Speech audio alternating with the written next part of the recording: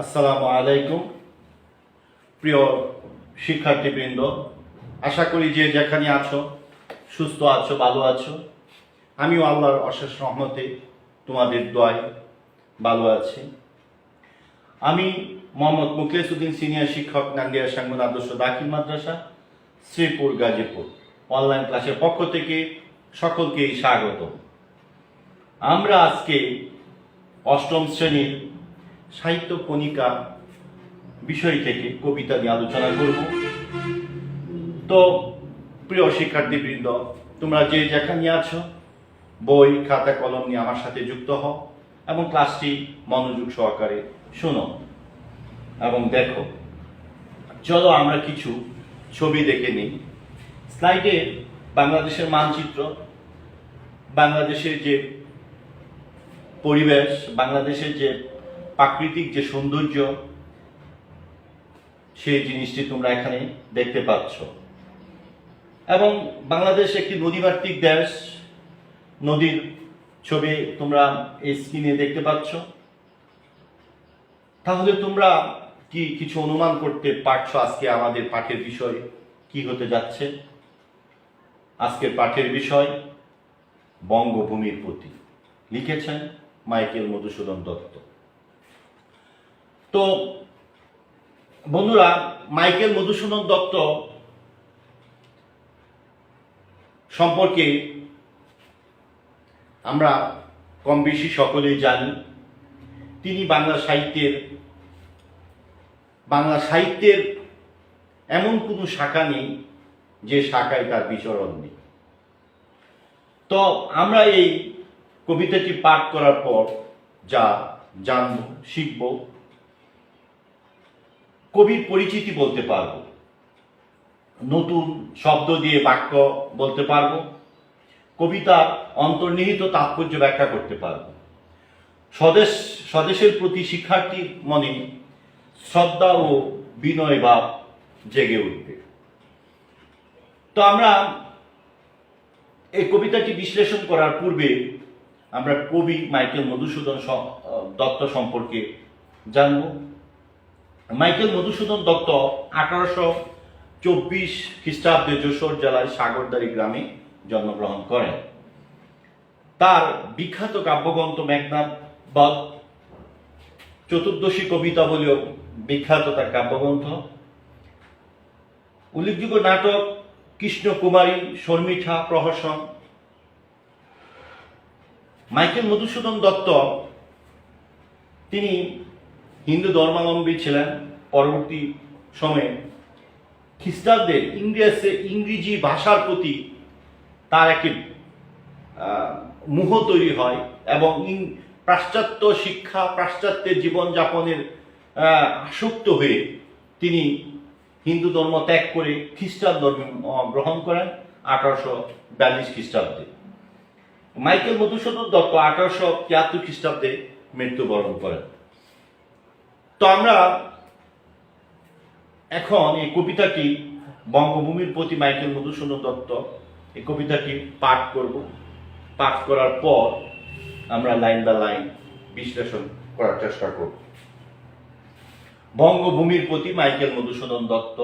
রেখো মা দাসের মনে এ মিনতি করি পদে, সাধিতে মনের সাথ গটে যদি পরমাৎ, মধুহীন করুণা গো তব মন কুকু নদে, প্রবাসে দৈবের বসে জীবতারা যদি খসে, এ দেহে আকাশ হতে নাহি খ্যাত তাহি, জন্মিলে মরিতে হবে অমর কে কুথা কবে, চিরস্থির কবে নীর হাই রে জীবন নদে, কিন্তু যদি মনে রাখো মনে নাহি মা ডই সমনে, মক্ষিকাও গলে না গো পড়িলে অমৃত হ্রদে, সেই দন্য নরকুলে লুকে যারে নাহি ভুলে, মনের মন্দিরে সদা সেবে সর্বজন, কিন্তু কোন গুণ আছে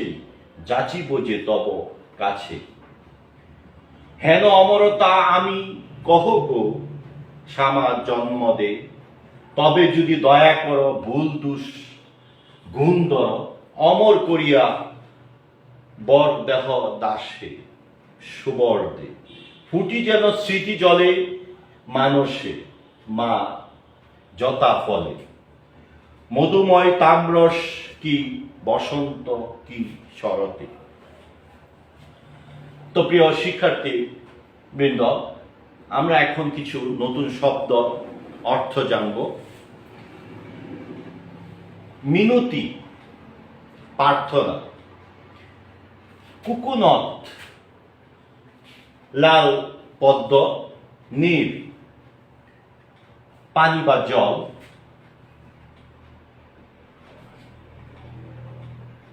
মক্ষিকা মাছি, তাম্রস পদ্ম, শরতে শরৎকাল বোঝানো হয়েছে।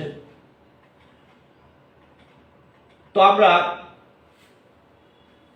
স্ক্রিনে কিছু ছবির মাধ্যমে কবিতাটি লাইন বাই লাইন বোঝার চেষ্টা করব। তোমরা মনোযোগ সহকারে শোনো এবং বোঝার চেষ্টা করো। কবি এভাবেই শুরু করেছেন যে রেখো মা দাসিরে মনে এ মিনতি করি পদে, সাজিতে মনের সাত ঘটে যদি পরমা, মধুহীন করুণা গো তব মন কুকু নদে। পরমাত মানে ভুল বল, আমি যদি ভুল করি, যে রেখো মা দাসের মনে, রেখো মা বলতে এখানে জন্মভূমিকে বোঝানো হয়েছে, আর দাস বলতে কবি তার নিজেকে বুঝিয়েছে। এখন এই জন্মভূমিকে বলতেছে যে এই দাসকে, আমাকে তুমি কি করো না, মনে দাসের মনে এই মিনতি করি পদে, তোমার পায়ে তোমার কাছে আমি এই মিনতিটা করি যে আমাকে তুমি মনে রেখো, সাদিতে মনের সাথ গটে যদি পরমাত। আমার যদি আমার চলাফেরায়, আমার লেখায়, আমার কোনো জায়গায় যদি ভুল ত্রুটি হয়ে থাকে, সেই ভুলগুলো তুমি ক্ষমা সুন্দর দৃষ্টিতে দেখে আমাকে মনে রেখো। কুকুনত লাল পদ্ম, যে মধুহীন করুণা গো তব মন কুকুনদে। এই যে লাল পদ্ম ফুলের মধ্যে যে রস আমরা পাই, এখন সেই মধুহীন মানে সেখানে আমাকে ভুলে গিয়ে কিংবা এরকম মধুহীন করো না, যে ফুলের মধ্যে যদি মধু না থাকে তাহলে তো কেউ সেটা গ্রহণ করবে না। এখন বলতেছে কবি যে আমার ভুল ত্রুটি ক্ষমা করে দিয়ে, ফুলের মধ্যে মাঝে যেই মধু বিচরণ করে ওই রকম আমাকেও সেই ক্ষমা সুন্দর দৃষ্টিতে দেখে আমাকেও এই মধুময় করে রেখো। আমরা পরের প্যারায় যা দেখব যে প্রবাসে দৈবের বসে জীব তারা যদি খসে, এই দেহ আকাশ হতে নাহি খ্যাত তাহে, জন্মিলে মরিতে হবে অমর কে কোথা কবে। যে প্রবাসে, কবি কিন্তু মাইকেল মধুসূদন দত্ত, তিনি কিন্তু প্রবাসে বসে এই কবিতাটি লিখেছেন। তিনি ফ্রান্সে বসবাস করা অবস্থায় এই বঙ্গভূমির প্রতি যে তার ভালোবাসা, এই বঙ্গভূমিকে যে তিনি ভুলতে পারছেন না, এই কবিতার মাঝে তিনি তা বোঝানোর চেষ্টা করেছেন। কবি কিন্তু প্রথমে ইংরেজি সাহিত্যের প্রতি ঝুঁকে পাশ্চাত্য সাহিত্যকে তিনি গ্রহণ করেছিলেন, বাংলা সাহিত্যটাকে ফেলে দিয়ে। পরবর্তী সময়ে যখন নিজের ভুল তিনি বুঝতে পারলেন যে না, আমি তো ইংরেজি সাহিত্য আমার যে লক্ষ্য, সেই লক্ষ্যে আমি পৌঁছতে পারবো না, তখন তিনি বাংলা সাহিত্যকে আবার গ্রহণ করলেন এবং বাংলা সাহিত্যে তিনি নিজেকে মনোনিবেশ করলেন এবং সেই বিদেশে, সেই প্রবাসে বসেই কিন্তু এই কবিতাটি লিখেছেন। এই বঙ্গভূমির প্রতি যে তার ভালোবাসা, এই বঙ্গভূমিকে তিনি যে সেই বিদেশে বসেও ভুলতে পারছেন না, সেই জিনিসগুলি কিন্তু এখানে ফুটে উঠেছে। সে কারণে বলতেছে যে প্রবাসে দৈবের বসে, আমি যে প্রবাস জীবন আমার, আমি যদি ওইখানে আমার দৈবের কোনো কারণে যদি জীব তারা মানে দেহ থেকে যদি আমার সেই আত্মাটা বের হয়ে যায়, আমি যদি সেখানে মারা যাই, এই দেহে আকাশ হতে নাহি খ্যাত তাহে, জন্মিলে মরিতে হবে, তাতে আমার কোনো দুঃখ নেই। আমি যদি প্রবাসে মারাও যাই তাতে আমার কোনো দুঃখ নাই, কারণ জন্মিলে মরিতে হবে, অমরকে কুথা কবে। হ্যাঁ, এই পৃথিবীতে যারাই এসেছেন তাদেরকে মৃত্যু স্বাদ গ্রহণ করতে হয়েছে। তাই প্রবাসে বসে তিনি তার কোনো নেই যে দেখা থেকে যে আমার এই দেহ থেকে যদি এই রুটা চলে যায়, আমি যদি মারাও যাই, হ্যাঁ, তাতেও কোনো কষ্ট নেই, কারণ জন্মিলে মরতেই হবে।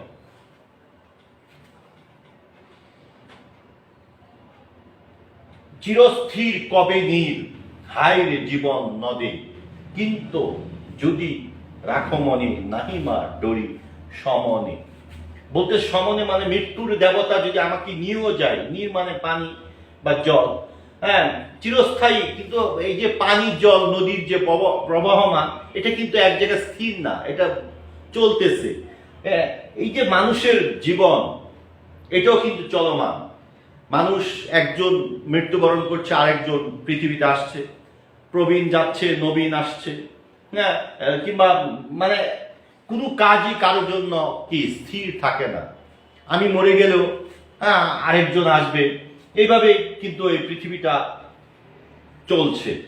সেখানে বলতেছে ডরি সমনে, মানে মৃত্যু দেবতা যদি আমার কাছে চলেও আসে, আমি যদি মরেও যাই, তাতেও কিন্তু কোনো সমস্যা তৈরি হবে না, কারণ এটা স্থির নেই। পানি যেরকম চলমান, মানুষের মৃত্যুটাও কেউ কিন্তু চিরজীবী, চিরস্থায়ী না, হ্যাঁ, তাকে মরতেই হবে। মক্ষিকাও গলে না গো পড়িলে অমৃত হ্রদে, সেই ধন্য নরকুলে লুকে যারে নাহি ভুলে, মনের মন্দিরে সৎ সবে সর্বজন। বলতেছে মাছি, মক্ষিকা মানে মাছি, মাছি দেখবা মধুর হাড়িতে কিংবা মিষ্টির যে রস থাকে, সেখানে কিন্তু মাছি যদি পড়েও যায়, সেখানে সে কিন্তু আনন্দ চিত্তে সেই মধু সে সংগ্রহ করতে থাকে, খাইতে থাকে। এই সেই গামলার মধ্যে যেখানে রস থাকে, সেই রসের মধ্যে পড়েও কিন্তু তার একটা তৃপ্তি সে অনুভব করে। এইখানে বলতেছে যে মক্ষিক গলে না গো পড়িলে অমৃত হ্রদে, সেই হ্রদের মধ্যে, সেই পাতিলের মধ্যে, মধু ভর্তি এর মধ্যে, সেইখানে কিন্তু মাছিরা পড়েও মরে না। সেই দন্য নরকুলে ঢুকে যায় নাহি বলে, মনের মন্দিরে সদা সবে সর্বজন। সকল সেই পৃথিবীতে সেই দন্য, হ্যাঁ, বলতেছে আমি তখনই নিজেকে দন্য মনে করব আমি যদি সকল মানুষের মাঝে আমি বেঁচে থাকতে পারি, আমাকে যদি মানুষ মনে রাখে, আমি মানুষের মনের মন্দিরে আমি মরে গিয়েও সেখানে তাদের মাঝে অমরত্ব লাভ করতে পারবো, যদি মানুষ আমাকে মৃত্যুর পর মনে রাখে, তাদের মনের সিংহাসনে স্থান করে দেয়। পৃথিবীতে দেখো, যারাই এই পৃথিবীর জন্য অনেক কিছু করে গেছেন, তারা কিন্তু তাদেরকে কিন্তু আমরা স্মরণ করি। বিভিন্ন লেখক, বিভিন্ন বড় বড় লোক যারা অনেক দেশের জন্য অনেক অবদান রেখে গেছেন, তাদের কথা কিন্তু আমরা স্মরণ করি। কবি এখানেও তিনি তার সেই আকাঙ্ক্ষা এই জন্মভূমির প্রতি তিনি রেখেছেন। জন্মভূমি সাধারণ জনগণের কাছে তিনি আবদার জানিয়েছেন যে আমি আমার মনের তৃপ্তি তখনই আসবে যখন সকলে আমাকে তার মানুষের মনের মন্দিরে আমাকে স্থান করে দেবে। পরের প্যারায়, কিন্তু কোন গুণ আছে যাচিব যে তব কাছে, হেন অমরতা আমি কহু গো শ্যামা জন্ম দে, তবে যদি দয়া করো ভুল দুষ গুণদর। বলতেছে কিন্তু কোন গুণ আছে, আমার তো কোনো গুণ নেই। মানুষ যে আমাকে স্মরণ রাখবে, কিংবা এই জন্মভূমি তুমি যে আমাকে স্মরণ রাখবে, আমাকে মানুষের কাছে পৌঁছে দেবে, সেরকম কাজ তো আমি করতে পারিনি। হ্যাঁ, আমার তো সেরকম কোনো কৃতিত্ব নেই। হ্যাঁ, তো হেন অমরতা আমি কহব শ্যামা জন্ম দে। শ্যামা জন্ম দে মানে শ্যামল জন্মভূমি, এই যে জন্মভূমি, এই যে মাতৃভূমি, আমাকে স্মরণ রাখার মতো আমি কোনো গুণ করিনি, আমি কোনো কাজ করিনি। তবে কবি আশা করেছেন, তবে যদি দয়া করো ভুল দোষ গুণ ধরো। আমি যে ভুলগুলো করেছি সেই ভুলগুলোকে তুমি মাফ করে দিয়ে তুমি সেগুলিকে মনে না রেখে এটাকে যদি গুণ ধরো, তাহলে হয়তো আমি এই তোমার এই জন্মভূমির মাঝে, তোমার এই মাতৃভূমির মাঝে, মানুষের মাঝে বেঁচে থাকতে পারবো। অমর করিয়া বর দেহ দাসে সুবর দে, ফুটি যেন স্মৃতি জলে মানসে মা, যথা ফলে মধুময় তাম্রস কি বসন্ত কি শারদে। কবি এভাবেই তিনি শেষ করেছেন। বর মানে আশীর্বাদ, হ্যাঁ, মানস মন, তাম্রস পদ্ম, আর শরতে কিংবা বসন্তে কাল বোঝানো হয়েছে। বলতেছে অমর করিয়া বর দেহ দাসে সুবর দে, যে তুমি যদি আশীর্বাদ দাও প্রভু, ফুটি যেন স্মৃতি জলে মানসে, হ্যাঁ, মা যথা ফলে মধুময় তাম্রস কি বসন্ত। তুমি যদি আমাকে আশীর্বাদ দাও, তুমি সব ওই যে পূর্বের যে প্যারা আমরা বললাম সব দুষ্টুটি আমার ক্ষমা করে গুণগুলি যদি ধরো, এবং সেই আশীর্বাদ যদি তুমি আমাকে দাও, তাহলে হয়তো মানুষের মাঝে আমি বেঁচে থাকতে পারবো। মধুময় তাম্রস কি বসন্ত কি শরতে, হ্যাঁ, শীতকালই বলো গ্রীষ্মকালই বলো, যে কালে প্রতিটা ঋতুতেই মানুষের মাঝে আমি বেঁচে থাকতে চাই, এরকম আবদার তিনি জানিয়েছেন তার জন্মভূমির প্রতি। তো প্রিয় শিক্ষার্থীবৃন্দ, আমরা মাইকেল মধুসূদন দত্তের এই জন্মভূমির প্রতি যে কবিতাটি এতক্ষণ আলোচনা করলাম, এর যে মূল মেসেজ কবি আমাদেরকে দিতে চেয়েছেন সেটা হলো, তিনি অনেক ভুল ত্রুটি করেছেন, তিনি অমরতা পাওয়ার মতো কোনো কাজ তিনি করতে পারেননি, তথাপি তিনি এই জন্মভূমিকে মা হিসেবে আখ্যায়িত করেছেন, নিজেকে দাস হিসাবে উপস্থাপন করেছেন, যে আমার ভুল ত্রুটিগুলি ক্ষমা করে দিয়ে, হ্যাঁ, আমার ভুলগুলি যদি গুণ ধরো, তাহলে হয়তো আমি এই বঙ্গভূমি, এই জন্মভূমির মাঝে, হ্যাঁ, আমি বেঁচে থাকতে পারবো। তিনি বিভিন্নভাবে এই জন্মভূমিকে যে তিনি এত ভালোবাসেন, সেই ভালোবাসার সেই প্রবাসে বসেও তিনি এই বঙ্গভূমিকে যে ভুলতে পারছেন না, এই জিনিসগুলি কিন্তু এই কবিতার মাধ্যমে ফুটিয়ে তোলার চেষ্টা করেছেন। তো আমাদের প্রত্যেকের মাঝে এই যে দেশপ্রেম, দেশের প্রতি ভালোবাসা, হ্যাঁ, শুধু প্রবাসে বসেও যে দেশের প্রতি আগাধ ভালোবাসা কবির মাঝে বিরাজ করছে, সেই জিনিসগুলি, সেই মেসেজটাই কিন্তু তোমাদেরকে দেওয়ার চেষ্টা করেছেন কবি। এবং তার যে মনের আকাঙ্ক্ষা, মৃত্যুর পরেও যে বেঁচে থাকার প্রবল ইচ্ছা, এবং সেই ইচ্ছাগুলি তিনি প্রকাশ করেছেন। তা আমরা কিছু মূল্যায়ন করবো এখন, তোমরা উত্তরগুলি মিলিয়ে নিবে। বঙ্গভূমির প্রতি কি ধরনের কবিতা? বঙ্গভূমি কি ধরনের কবিতা? গীতি কবিতা। কবি মাইকেল মধুসূদন দত্তের পিতার নাম কি? রাজনারায়ণ দত্ত। সমন শব্দের অর্থ কি? মৃত্যুর দেবতা। বাংলা ভাষার প্রথম মহাকাব্য কি? মেঘনাদ বধ কাব্য। মক্ষিকার সামর্থক শব্দ কোনটি? মৌমাছি। নরকুলে ধন্যকে ক্ষমতাবান ব্যক্তি। যিনি কীর্তিমান, ক্ষমতাবান ব্যক্তি, নরকুলে ধন্য। মাইকেল মধুসূদন দত্ত কত সালে জন্মগ্রহণ করেন? 1824 সালে।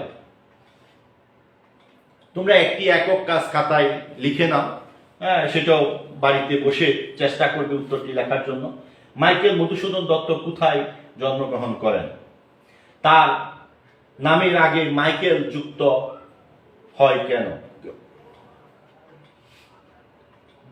জুড়াই কাজ দিচ্ছি না, হ্যাঁ, যেহেতু তোমরা উপস্থিত নেই, একটি বাড়ির কাজ তোমরা খাতায় লিখে নাও। বঙ্গভূমির প্রতি কবিতায় কবির স্বদেশের প্রতি ভালোবাসার যে বহিঃপ্রকাশ ঘটেছে তা ব্যাখ্যা করো। এই যে কবি মাইকেল মধুসূদন দত্ত এই বঙ্গভূমির কবিতার মাধ্যমে তার যে স্বদেশ প্রেমের প্রতি যে ভালোবাসা আর যে বহিঃপ্রকাশ ঘটেছে, এটাই তুমি ব্যাখ্যা করবে, খাতায় সুন্দর করে উত্তর লিখে রাখবে। তো প্রিয় শিক্ষার্থীবৃন্দ, এতক্ষণ আমরা মাইকেল মধুসূদন দত্তের বঙ্গভূমির প্রতি কবিতা নিয়ে আলোচনা করেছি।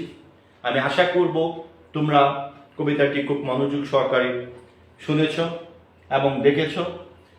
তারপরও যদি কারো বোঝার কোনো সমস্যা থেকে থাকে তাহলে তোমরা এই ক্লাসটি ইউটিউব নান্দিয়া সাঙ্গন আদর্শ দাখিল মাদ্রাসা ইউটিউব চ্যানেল, নান্দিয়া সাঙ্গন আদর্শ দাখিল মাদ্রাসা ফেসবুক পেজে তোমরা এই ক্লাসগুলি পাবে।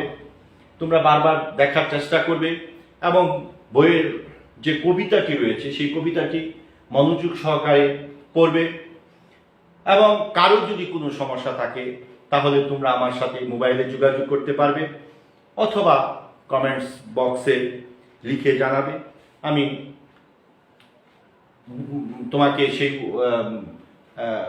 যে উত্তর, কারো যে সমস্যা থাকে সেটা সমাধানের চেষ্টা করব। তো তোমরা যেহেতু প্রতিষ্ঠান বন্ধ রয়েছে অনেক দিন ধরে, সামনে আরো বন্ধ আবার ঘোষণা হয়েছে, তোমাদের সময়টুকু অপচয় না করে, অবহেলা না করে, কারণ শিক্ষা এমন একটি বিষয় তোমার জীবন থেকে যদি এই সময়টুকু চলে যায় সেই সময় আর তুমি খুঁজে পাবে না, তোমার অনেক বড় ক্ষতি হয়ে যাবে। যদিও সরাসরি আমাদের ক্লাসগুলি বন্ধ, আমরা চেষ্টা তো চালিয়ে যাচ্ছি অনলাইন ক্লাসের মাধ্যমে।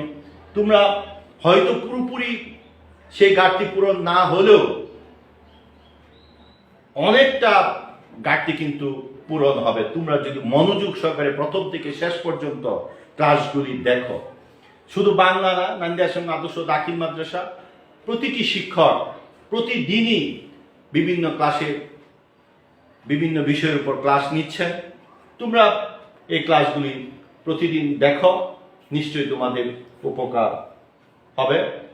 তো সকলকেই আজকের এই ক্লাস, অনলাইন ক্লাস থেকে ধন্যবাদ জানিয়ে পরবর্তী ক্লাস দেখার আমন্ত্রণ জানিয়ে বিদায় নিচ্ছি।